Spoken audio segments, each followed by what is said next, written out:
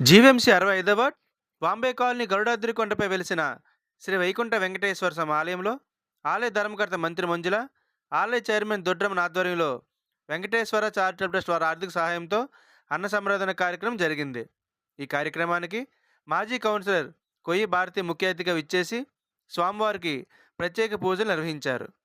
ఈ సందర్భంగా వారు మాట్లాడుతూ, ఈ నెల 13వ తేదీ నుండి వచ్చే నెల 11వ తేదీ వరకు శ్రావణ మాసం సందర్భంగా ఉదయం 9 గంటలకు ఆలయ సన్నిధిలో కుంకుమ పూజ మరియు ప్రతి శుక్రవారం శ్రీసూక్త పూర్వక కనకధర స్తోత్రం నిర్వహిస్తున్నామని తెలిపారు. ఉత్తరాంధ్రలోనే ఉత్తర ద్వారంలో వెలిసిన ఆలయం బాంబే కాలనీ వెంకటేశ్వర స్వామి ఆలయం అని, స్వామివారిని 7 వారాల పాటు నిష్ఠతో పూజ చేస్తే కోరిన కోరికలు తీరుతాయన్నారు.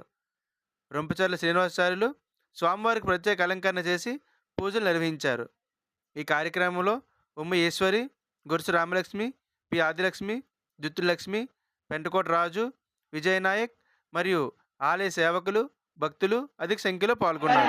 వైకుంఠ వెంకటేశ్వర స్వామి ఆలయంలో నిత్యం అన్నదానం మరియు ప్రజలు ఈ భక్తులు కోలాహలం చాలా చాలా చాలా ఎక్కువగా దేవుని సేవలో నిమగ్నమై భక్తులు కూడా స్వామి కార్యక్రమానికి మన వెంకటేశ్వర స్వామి గుడికి, అలాగే మన రమణ గారు గుడి అని నేను ఎప్పటి నుంచో రావాలి అనుకుంటున్నాను. ఈ గుడికి చాలామంది ఫేమస్గా చెప్తున్నారు. గట్టిగా చెప్పాలి, ఇంకా గట్టిగా. ఎప్పటి నుంచో రావాలి అనుకుంటున్నాను. మరి ఈరోజు అనుకోకుండా మరి నాకు ఈశ్వరి, అలాగే రామలక్ష్మి గారు, ఈ కమిటీ మెంబర్లట వాళ్ళు మరి అలాగే ఈరోజు మేము ఒక ధర్నాకి వెళ్ళి అక్క రాక మా గుడికాని తీసుకొస్తే నేను ఇటు రావడం జరిగింది. ఈ గుడి మహత్యం చాలా ఎక్కువ అన్నది అందరికీ తెలుసు. మరి ఇక్కడ ఉండే ప్రజలందరూ కూడా చెప్పుకుంటూ ఉంటారు. నేను కూడా చాలాసార్లు రావాలనుకున్నాను, అవలేదు. ఈరోజు అనుకోకుండా ఈ కార్యక్రమానికి రావడం నా అదృష్టంగా భావిస్తున్నాను. వెంకటేశ్వర స్వామి గుడికి రావటం కూడా. మరి అలాగే ఈరోజు ఆ మంజుల గారు గొంతుకు చూస్తే నాకు చాలా చాలా అద్భుతంగా అనిపించింది. ఎందుకంటే వెంకటేశ్వర స్వామి దగ్గర అలాగే మాటలు అనేవి, ఆ వాయిస్ అనేది నిజంగా నాకు చాలా నచ్చింది.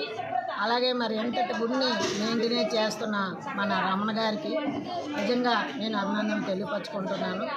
అలాగే ఇక్కడికి ఎల్లవేళ్ళ ఈ కమిటీ మెంబర్స్ కానివ్వండి, మరి ఇక్కడికి వచ్చే ప్రజలు అవ్వనివ్వండి, ఆ భగవంతుడు ఆశీస్సులు ఉండాలని, మాలాంటి వాళ్ళందరికీ కూడా ఆ భగవంతుడు ఆశీస్సులు ఉండాలని కోరుకుంటూ మరి ఇలాగా రమణ గారికి ఆయుర ఆరోగ్యాలు ఇచ్చి.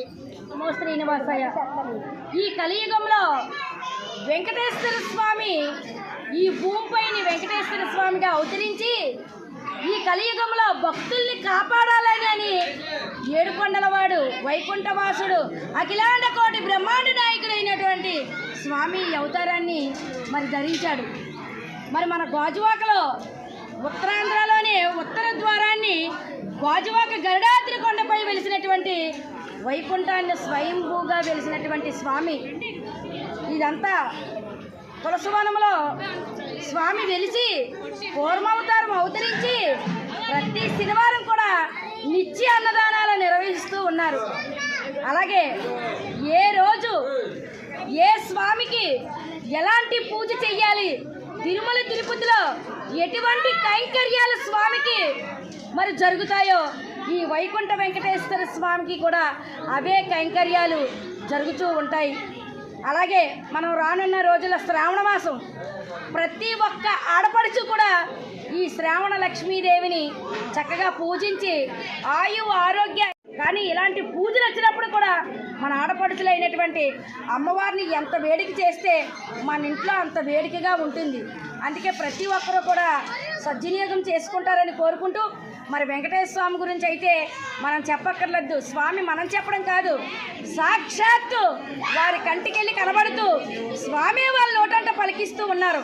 అంత మహిమగల స్వామి, ఈ యొక్క వైకుంఠ వెంకటేశ్వర స్వామి 7 వారాలు ఎవరైతే మొక్కుకున్నారో 7 వారాలకు ముందే స్వామి తాలూకా మిరాకిల్ తెలుసుకోవడం, ఆ యొక్క అద్భుతమైనటువంటి విజయాలు అందుకున్నటువంటి వాళ్ళ నోటి నుంచి పలకడం, మరి అంతటి అమోఘమైనటువంటి ఆ శ్రీమన్నారాయణ ఒక్కసారి చూస్తే చాలు ధరించిపోయినటువంటి మహారూపం.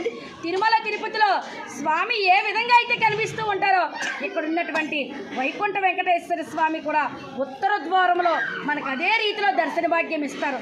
ఓం నమో వెంకటేశాయ, ఓం నమో శ్రీనివాసాయ.